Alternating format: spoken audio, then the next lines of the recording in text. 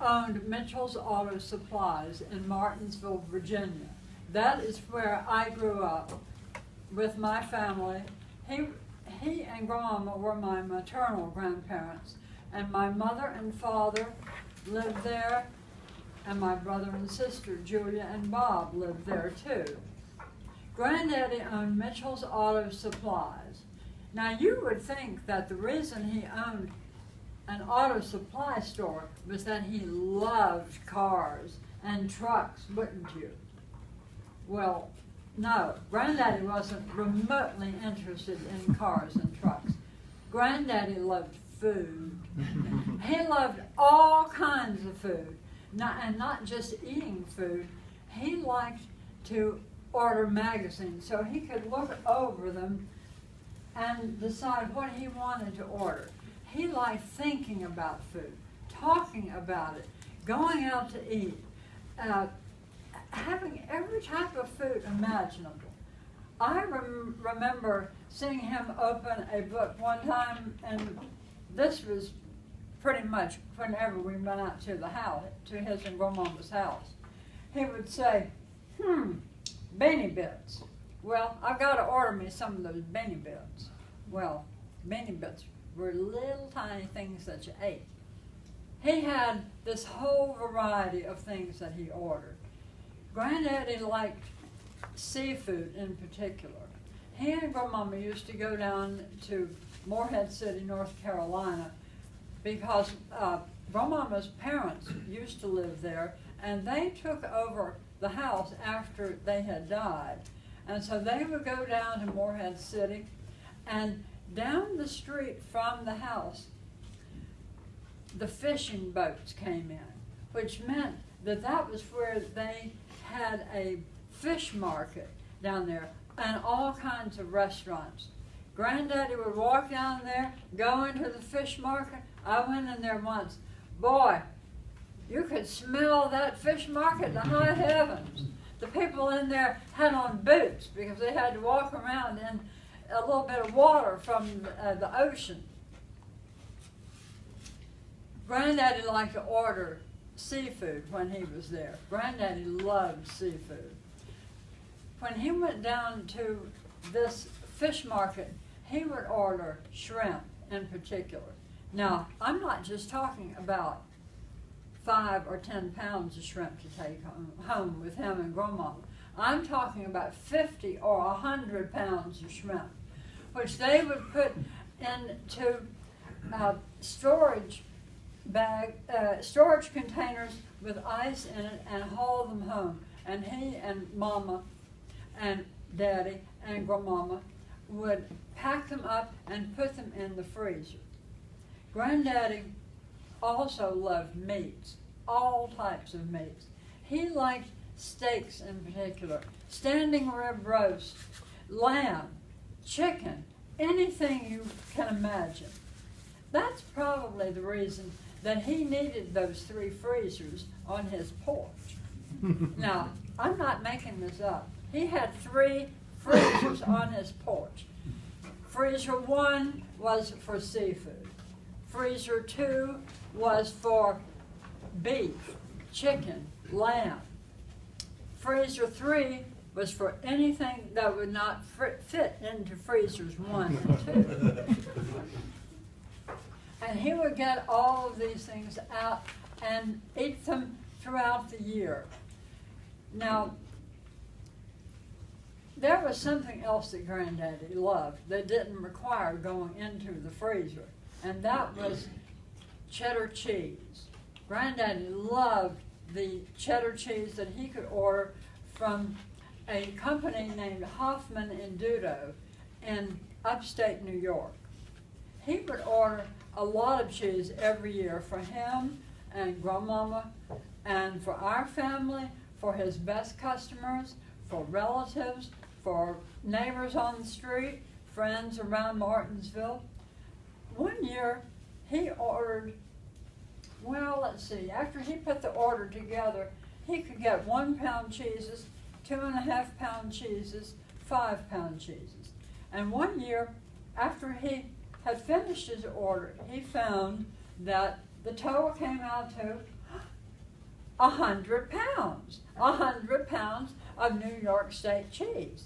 So he sent in his order for the cheese. One day when I was 5 years old, I hadn't started school yet. I was out visiting with Grandmama Pat.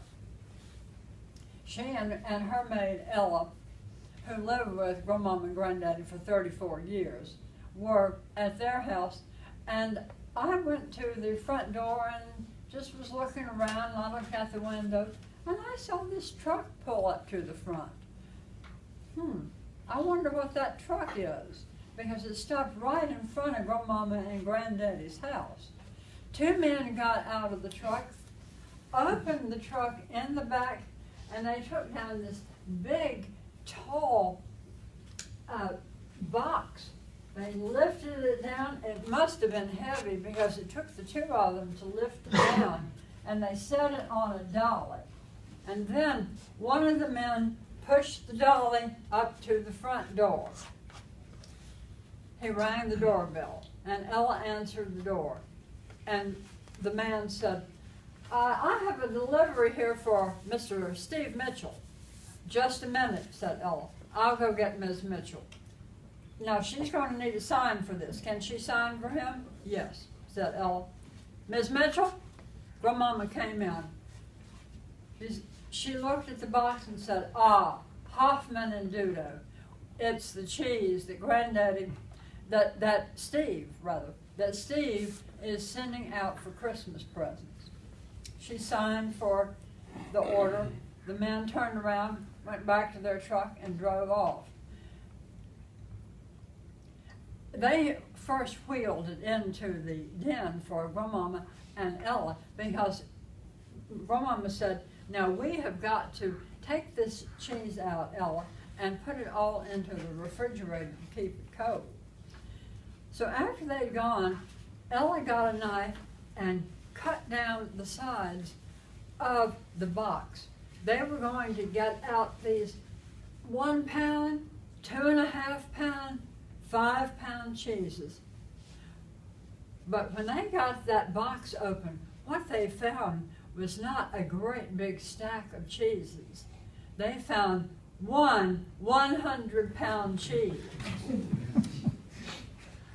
I was just overcome. I'd never seen anything that big in my life. It was way taller than I was. And I just ran around. Oh, Grandmama, look at this. Ella started laughing, probably because she'd fixed no telling what for Granddaddy after all the years she'd worked for them. Grandmama, look how big it is. Grandmama Pat wasn't amused at all. Grandmama Pat walked into the telephone room, and I heard her say, Steve, you've got to come home. Now, slam. That night, the slicing started. Mama and Daddy got heavy gloves, a pair for each of them, and told Granddaddy he'd better get a pair of heavy gloves too, and they got several pieces of wire. And they went out to Grandmama and Granddaddy's house and took me, along with my younger sister Julia, who was 2 at that time, and said to us, now you two sit in the living room with Ella, and we will work on the cheese. So they started slicing back and forth with the wire. Granddaddy helped some. The cheeses that they got were not exactly 1 pound, 2.5 pounds, or 5 pounds, but they did the best they could. Every now and then, Grandmama Pat would walk in, but she was so disgusted by Granddaddy and making this order, she would just go, and the next thing we knew, she'd be back in the living room with us, and she didn't help at all. But the sawing finally finished up, and when it did, it was time for Mama and Daddy to take Julia and me home. And so Grandmama and Ella went into the den, got all those cheeses, wrapped them up, and put them into aluminum foil, and put them in the refrigerator. That was quite a night for everybody.